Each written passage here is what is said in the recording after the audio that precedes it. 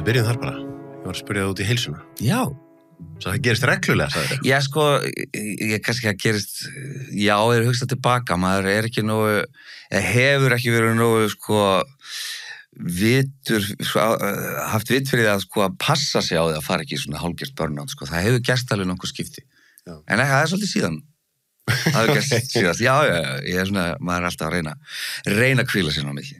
Þannig að þegar ég spyrði heilsuna, þá varst að tala þú veist, ekki síst á andlega heilsuna. Já, þú veist, líka bara fylgir þessu starfi allir sem að gera, bara streitan og allt þetta, sko. En ég búin að vera með þetta, ég búin að vera alveg bara í dálítið góðum máli, myndi segja svona í 7 ár, eitthvað svoleiðis. Og bara, já, það fer alveg hlut úr degi bara, þú veist, að hreyfa sig og pæli hvað ég að borða og allt þetta. Ég alveg svona, já, myndi segja nokkuð góðum málum. Já, ég að segja það sama, sko, maður alltaf einhvern veginn alltaf að reyna að finna þess að ef það maður einu sinni búin að fara í burnout, þannig að taugakerfið sé viðkvæmara eftir og þá alltaf þetta svona þessi tilhneiging til að fara í hana vítaring, sko. Það verða rosa res og þá keyrirðu á allt saman á fullu og svo veist ekki af því að þú ert búin að fara yfir línuna fyrir eftir. Nákvæmlega, það svo vant þegar þú fyrir yfir hana, sko. Það alltaf lægið þegar maður finnur, sko, hérna fyrsta redd flaggi, sko, þá getur maður bakkað og þetta gerist heldur bara með því að bara maður eldast og læra, sko. Já, það umöðlegt þegar maður fer yfir hana. Það rosalegt, það það. En hérna, þú segir að hluta deginum fær ég að hreyfa sig og svona. Ég var á tónleikunum hjá Kalli og núna fyrir norðan. Já. Og þá hugsaði, hann náttúrulega þekktu fyrir að vera með mjög góðan lífstíl, Jökull. Þá var ég að hugsa, sko, þú veist, þegar ég það, ég veit það ekki eins og það. Það svoleiðis. Okay. Það svoleiðis, hann þekktu fyrir það, sko. En ekki alltaf ég hitt að hann fullur ykkur stað. Tjók. Ég var bara að hugsa, þú veist, að keyra í Bandaríkjunum, þú veist, að keyra langa leiðir, performa aftur og aftur og aftur. Ég veit ekki hvað ég hugsaði þannig, það eru bara 2 leiðir til að meika það ef það er mjög hörð keyrsla á þér og þú ert á þeim stað að það mikil eftirspurn eftir þér. Það annarkvort bara keyri í sig nóg af einhverjum efnum til þess að hressa sig við eða lifa mjög öguðu lífi því annars bara brennur kertið rosalega. Já, örugglega, menn eins og segi, þú færð engan tíma til þess að jafna þig. Það lítur ekki út þannig eins og maður segja honum, ég myndi sá einhverjum svona viðtöl við hann og þetta líf, sko, ég held að þetta sé alveg rosalega erfitt, sko. Já. Alveg svakalega, já. En eins og sé, ég held að svo gerum maður þetta bara einhvern x tíma, sko. Ég held það líka, svo hættir maður að nenna þessu. Verður einhverju rútu allar daga. Jesús. En ég ekki samt hérna, þú veist, það aldrei réttu tími til að segja nei við, þú veist, ef þeir eru búin góða penning og verður að gera eitthvað? Jú, þeir eru 8 árið ágætlega nú að þá hættir því. Ertu búin að hitta það moment hjá þér að þú veist, eitthvað gig sem kannski fínn penningur en þú ert bara þreyttur og finnur þetta ekki að þú segir nei bara? Já, algjörlega. Það bara, þú veist, og ég náttúrulega bara, yfirbyggingin ekki mikilvæg mér, ég er bara einn og engin börn og ekki neitt, þannig ég þarf náttúrulega ekki eins mikið, sko, þannig að, já, ég er orðin frekar svona þannig núna að ég er ekki að gera allt sem ég beður að gera, alls ekki, sko. Manstu eftir einhverju svona mómenti þar sem þú byrjaðir að læra að setja eitthvað mörk? Varandi þetta og keysluna sjálfum, jú, sko, þetta er aðalega þegar maður hringt í mann og maður beðin að gera eitthvað ef maður fyrir fína peningin, en giggið svona þannig að henda mér kannski ekki alveg, þú veist, það er kannski það sem maður hefur í gegnum tíðinu stundu gert gigg sem eru að maður stendur og maður finnur alveg bara, Jesús, sko, ég á ekki að vera þetta, sko, þannig að maður er svolítið farin að læra inn á það, kannski meira. Hvaða giggur það? Það eru ofta svona að labba inn í einhverju aðstæður hjá einhverju stórfyrirtæki þar sem að, sko, maður er fenginn, þú veist, og það er ekki, þú veist, það er allt annað þegar fólk er búið að kaupa sér miða á sjói þá langar þið að koma. Já. En þegar maður er hérna settur sér fram á fólk sem að kannski nennir ekki eins svona hlustamann, sko, eða eitthvað, þú veist, og maður er bara svona, shit, ég er alveg leðilegt. Man ekki hver að það var einhver sem ég var með leikari held ég sem hefur stundu verið að taka sér að vera einhvers konar svona veislustjóri eða svolítið. Já. Það var mitt að lýsa nákvæmlega. Já. Það sem bara, þú veist, einhvern risastóran hluta krátun og það er enginn að hlusta á þau. Nei, það er líka þá, líka bara helgar, þú veist, eftir 9:00, þú nærðið engri athygli, fólk er búið að vera á partíi sem 4, sko. Já.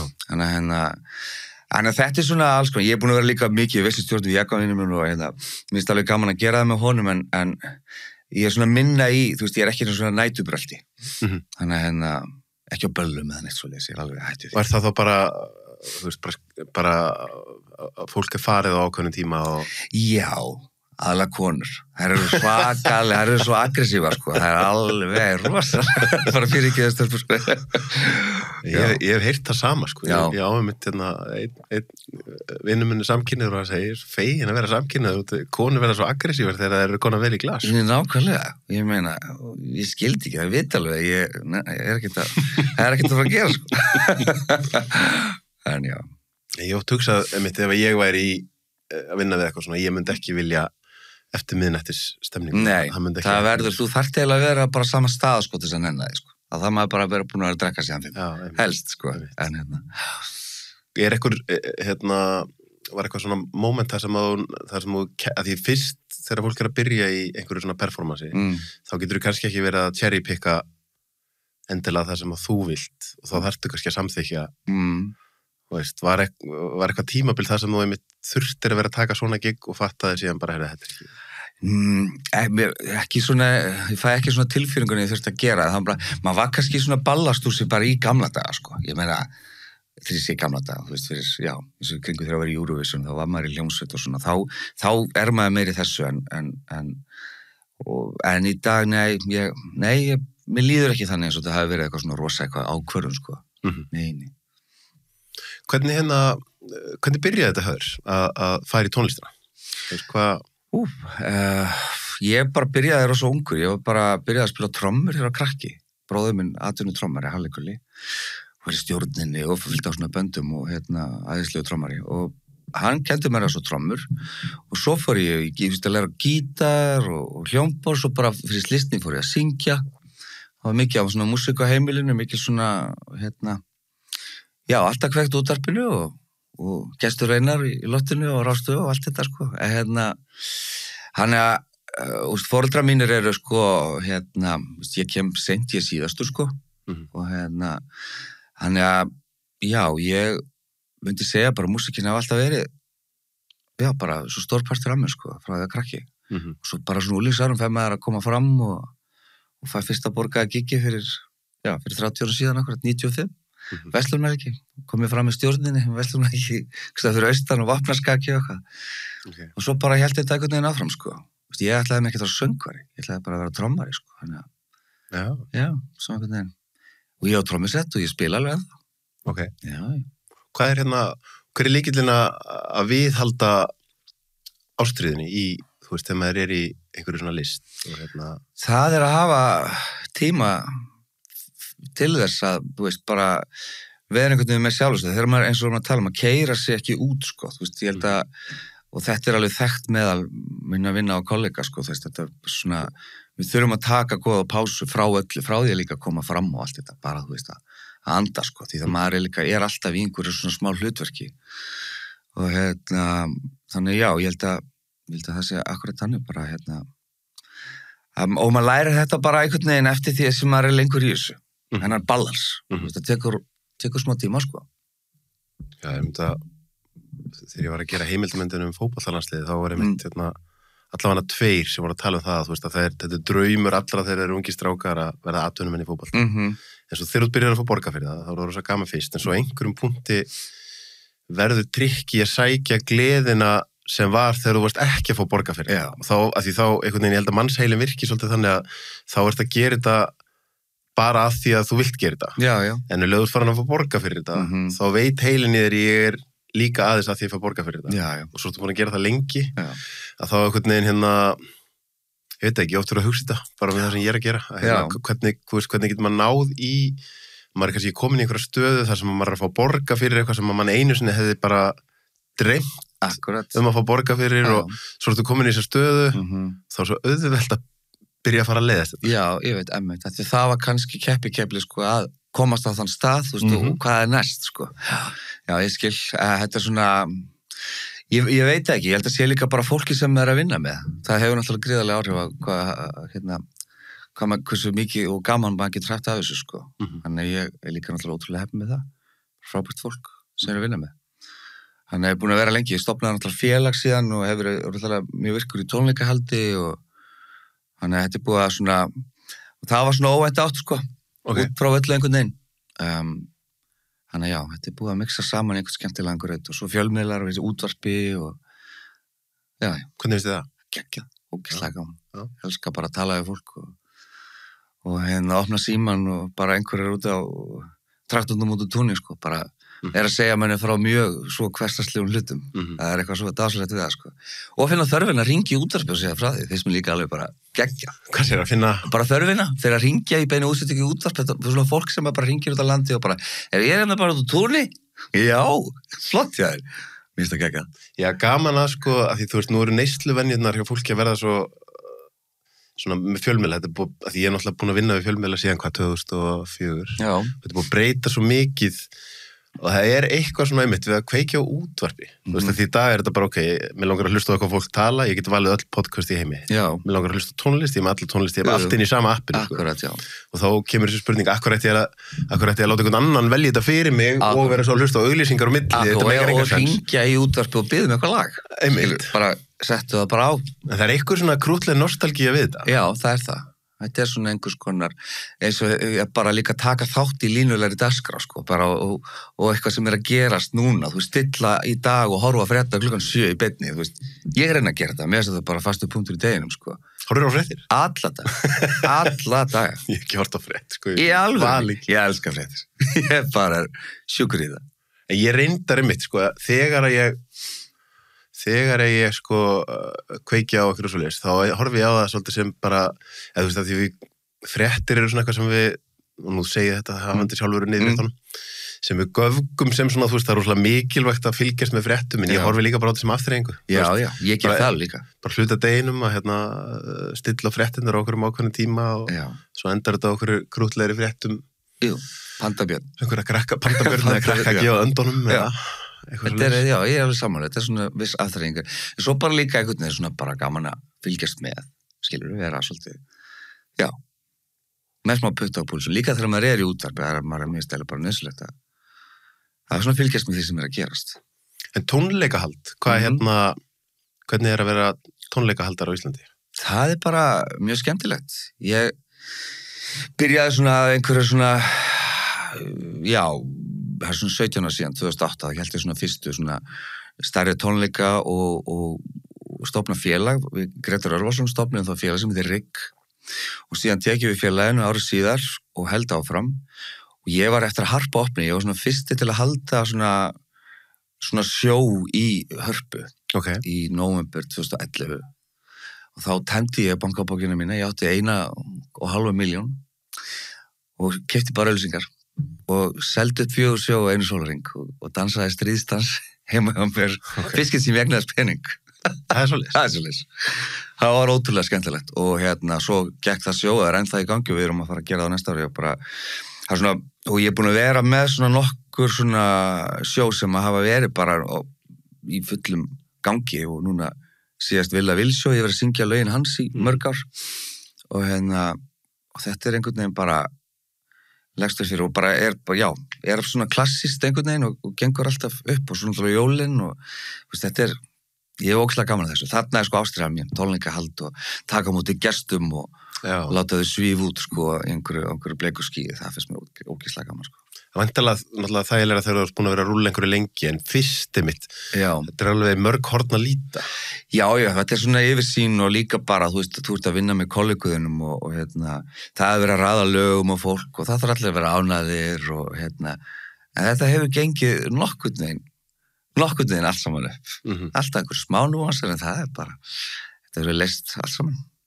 Ég sá einhvern tíðan Excel-skjal hjá og ég held að hafi verið eitthvað sem var að skoða hvort það var á þeim tíma að skoða að fá Taylor Swift hingað eitthvað. Já, eitthvað svoleiðis. Og hann myndi að sína mig bara, þú veist, jöfnurnar og mikill peningur að fara til hennar og en svo, þú veist, ef þetta gengur í gegn og þetta með þessu stað, þá hugsa maður með, þú veist, þú getur alveg hort á einhvern jackpot ef þetta selst upp hratt, en ef þetta selst ekki upp, þá er þetta bara í vondum. Þá er þetta í vondum málum. Sérstaklega er þetta að flytja svona stórt inn, sko. Ég geri aldrei Excel-skjaldir í byrjun með verkefni. Ég hef aldrei gert það. Annars myndi ég ekki nennan fara stað. Menn halda að ég sé rosa businessmaður, ég er það ekki, sko. Alls ekki. Hvernig gerir þetta þá? Ég bara gerir þetta. Ég bara treysta á Guð og lukkurna og ég hef alveg svona einhverja svona yfirsýn en ég sest aldrei niður eitthvað og ákveð síðan að ringja og hérna að fara að stað, sko.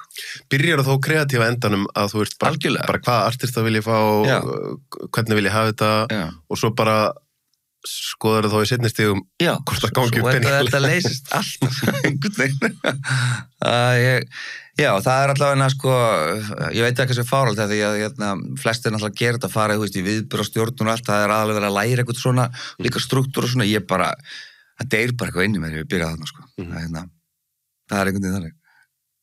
Já, góða punktur, sko. Maður verður að, maður verður að hafa gaman að því sem maður er að gera, sko. Það svo stutt í, þú veist, að ég held að sé stutt í það hjá flestum, sérstaklega mér sjálfstætt starfandi, að, þú veist, að vera með öryggisendan, þú veist, að bara ég þetta verður að ganga upp fjárhagslega, annars ger ég þetta ekki. Og kannski líka, þegar við talum að það, þegar maður líka bara ballinsvælt, þú veist, mér líður eins og, sko, áhættan kannski minni fyrir mig, skilja mig. Já, klárlega. Þannig að maður bara, ég myndi kannski skilja og maður myndi kannski hugsa allt öðru sig.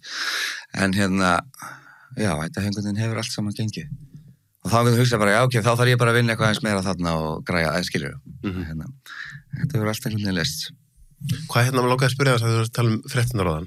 Ég sá, sko, þú varst með sterkar skoðanir í COVID. Já. Sagðist hafa verið, ég sá ekki Já, það er COVID. Það er með COVID. Þú hefur verið að rífast við pappa þinn. Ég var að rífast við pappa, já. Því hann væri með, sko, ég nefnilega, ástæðan fyrir að langa að spyrja þetta, ég nefnilega reifst líka á pappa minn, en hjá okkur var það öfugt, sko. Ég skil. Þannig ég var óbólusettur. Aha, það er þannig, já. Og hann var bólusettur. Sko, þetta er náttúrulega ótrúlega fyndið, þetta er náttúrulega tímabil fyrir að fyrsta á liðum en eins og sé svona 50 ár síðan það var.